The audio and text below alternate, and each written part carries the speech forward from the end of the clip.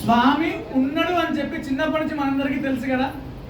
సరే, అమ్మవారిగా ఉన్నదా పరంజ్యోతి, వెంకటేశ్వరుడుగా ఉన్నాడా, శివుడుగా ఉన్నాడా, గణేశుడుగా ఉన్నాడా, సరే ఏదో రూపకంలో దేవుడు ఉన్నాడు అని మనకు చిన్నప్పటి నుంచి ఏంటి తెలుసు కదా.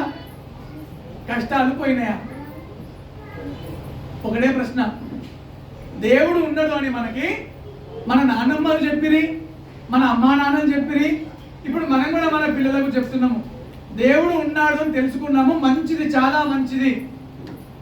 మరి కష్టాలు ఎట్లా పోతాయి అనే దానికే ఒక చక్కటి ఉపమాన ఉదంతంగా మనం మాట్లాడదాం.